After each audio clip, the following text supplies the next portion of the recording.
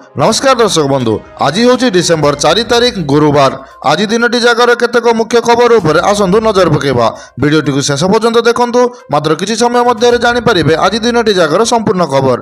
ता पूर्व चैनल नुआ थिले चैनल को सब्सक्राइब करी पाखरे आसुथिबा बेल आइकन को ऑन रखंतु। एमिति लेटेस्ट न्यूज सर्वप्रथम देखिबा पई। विधानसभा शीतकालीन अधिवेशन द्वितीय दिन में पेट्रोल और डीजेल दर वृद्धि प्रसंग को एक बड़ झड़ सृष्टि करिछि।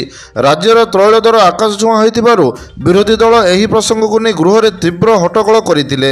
विरोधी सदस्य माने तेल दर वृद्धि कारण साधारण लोकंकर जीवन जीविका प्रभावित हेबा अभियोग करी एही विषय में तुरंत आलोचना करबा पई दाबी करथिले।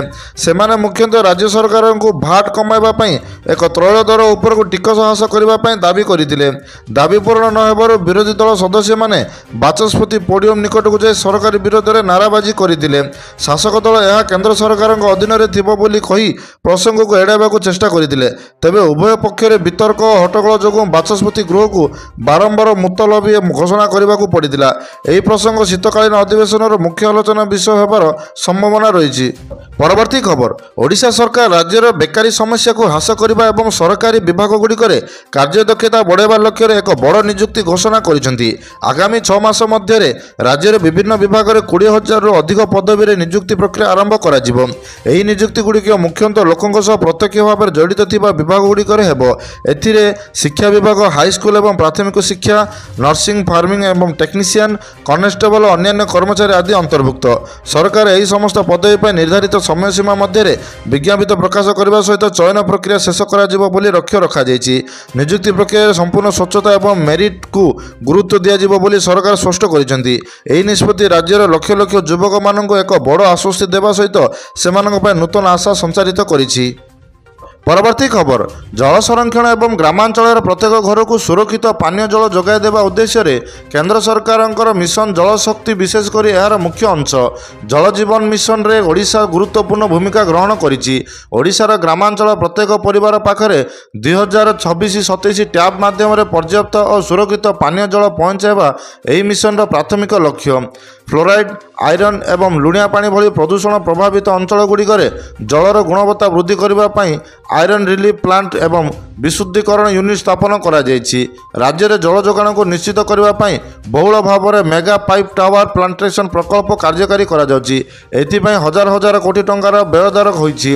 भूतल जलस्तर बढ़ाइबा वृष्टि जल संरक्षण एवं पुनर्भरण ढांचा निर्माण उपर गुरुत्व दिया जायछि।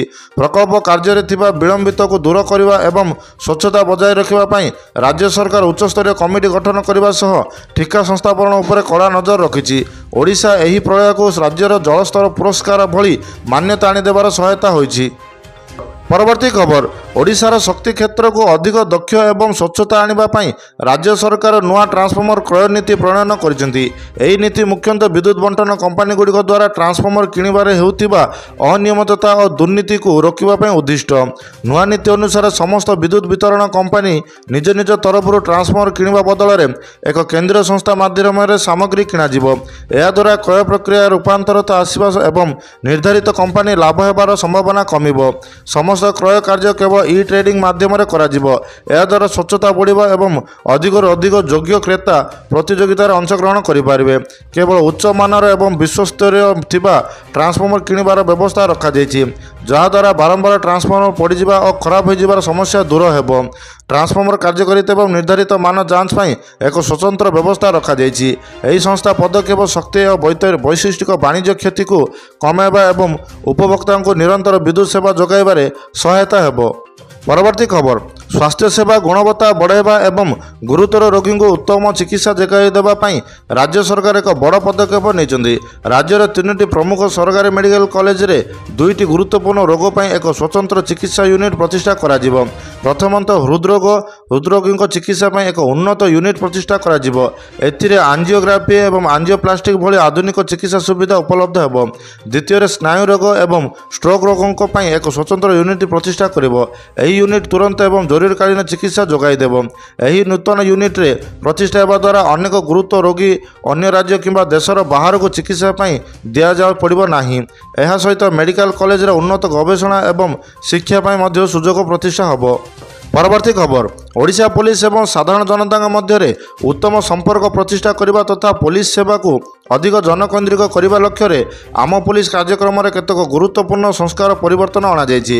ରାଜ୍ୟର ସମସ୍ତ ପୋଲିସ ଷ୍ଟେସନ ଅପରାଧୀ ଶିକାର ହୋଇଥିବା ବ୍ୟକ୍ତିଙ୍କୁ ସହାୟତା ଏବଂ ମାନସିକ ସମର୍ଥନ ଯୋଗାଇ ଦେବା ପାଇଁ ଏକ ସ୍ୱତନ୍ତ୍ର ଶିକାର କଲ୍ୟାଣ ଡେସ୍କ ପ୍ରତିଷ୍ଠା କରାଯିବ।